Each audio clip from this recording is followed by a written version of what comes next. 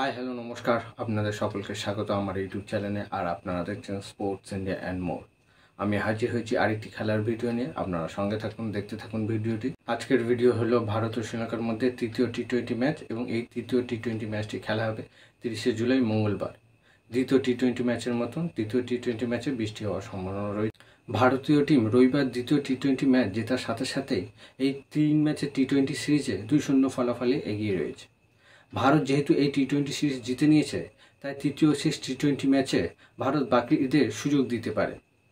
Sanju Samson যেহেতু শুভমান গিলের পরিবর্তে দলে এসেছিল, তাই সঞ্জু স্যামসনকে আরেকটা সুযোগ দিতে পারে ঋষভ পন্থের পরিবর্তে, এবং দলে শুভমান গিল ফিরে আসতে পারে। এছাড়াও ভারতীয় টিমে যে অন্যান্য পরিবর্তন হওয়ার সম্ভাবনা রয়েছে সেটা হয়েছে শুভম দুবে, ওয়াশিংটন সুন্দর ও খালিদ আহমেদ। এরা অর্শদীপ সিং, অক্ষর পটেল ও রবি বিষ্ণয়ের পরিবর্তে দলে আসতে পারে। যদি এরকম হয়ে থাকে তাহলে ভারতীয় দলের সম্ভাব্য একাদশ কিছুটা এইরকম হতে পারে।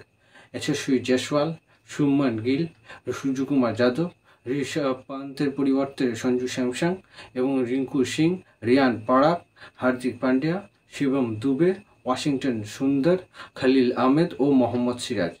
এইরকম হতে পারে ভারতীয় সম্ভাব্য একাদশ তৃতীয় টি-20 ম্যাচে।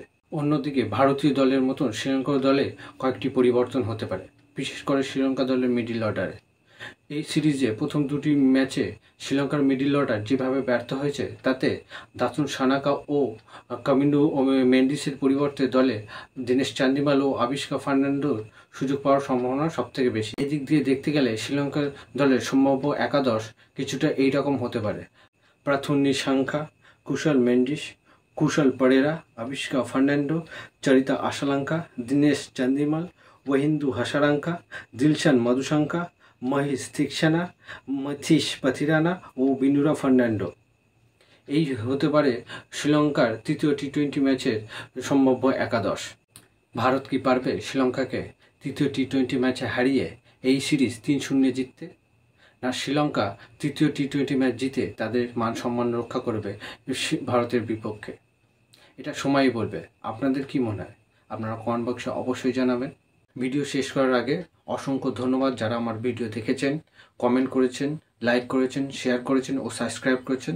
তাদেরকে আবার জানাই অসংখ্য ধন্যবাদ। আপনারা সঙ্গে থাকুন, ভালো থাকুন, সুস্থ থাকুন। আবার দেখা হবে অন্য কোনো ভিডিওতে। আপনারা অবশ্যই লাইক করবেন, শেয়ার করবেন, কমেন্ট করবেন ও সাবস্ক্রাইব করবেন। ধন্যবাদ।